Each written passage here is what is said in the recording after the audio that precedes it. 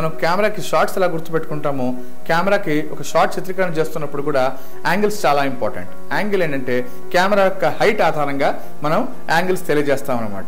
For example కెమెరాని I కంటే పైన పెడితే టాప్ యాంగిల్ అని, ఐ కంటే కింద పెడితే లో యాంగిల్ అని, ఐకి సమానంగా పెడితే ఈక్వల్ గా పెడితే ఐ యాంగిల్ అని అంటుంటారు.